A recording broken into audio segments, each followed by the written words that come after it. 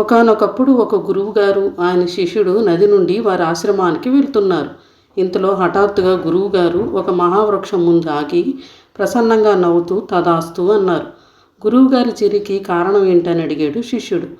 ఆ మహావృక్షం తన కోరికని పక్కనున్న మరొక వృక్షంతో చెప్తుంటే నాకు వినపడి తదాస్తు అన్నాను అన్నాడు.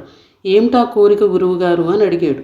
తాను చక్రవర్తి అయి భూమండలాన్ని ఏలాలని, వచ్చే జన్మలోనా కాదు ఈ జన్మలోనే. శిష్యుడు పగలబడి నవ్వాడు. గురువుగారు, ఇది మరీ గొంతెమ్మ కోరిక కదూ, అంత అత్యాశ తగునా, అర్హత చూసుకోవాల్సిన పని లేదా అన్నాడు.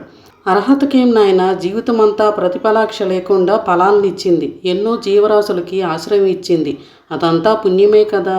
అవుననుకోండి, కానీ చెట్టు చక్రవర్తి ఎలా అవుతుంది అన్నాడు శిష్యుడు. అది విని ఏమో, భగవానుడు సంకల్పిస్తే ఏమైనా కావచ్చు అన్నారు గురువుగారు.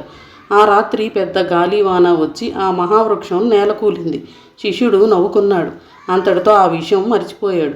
సరిగ్గా సంవత్సరం తర్వాత ఒకరోజు ఆ శిష్యుడు పరుగు పరుగున వస్తూ, గురువుగారు ఈ వింత విన్నారా అన్నాడు. శ్రీరామచంద్రుల వారి పాదుకలకి పట్టాభిషేకం చేశారు వారి సోదరులు భరతుల వారు. ఇక నుండి 14 ఏళ్ళు పాదుకలు సామ్రాజ్యాన్ని పరిపాలిస్తాయట అన్నాడు.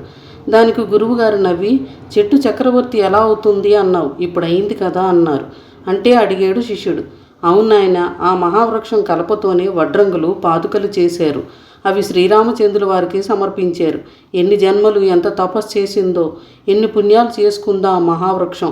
పాదరక్షకులుగా మారి శ్రీరామచంద్రుల వారి పాదాల వద్దకు చేరింది. శ్రీరామచంద్రుల వారు ఆ పాదుకల్ని భరతుల వారికి ఇవ్వడం, భరతుల వారు పాదుకలకి పట్టాభిషేకం చేయడం అంతా ఒక్కరోజులో జరిగిపోయింది. ఆ విధంగా చక్రవర్తి కావాలన్న ఆ మహావృక్షం కోరిక నెరవేరింది అని చెప్పిన గురువుగారికి సాష్టాంగ ప్రణామం చేశాడు ఆ శిష్యుడు. సద్గురువాకు సత్యం అయి తీరుతుంది.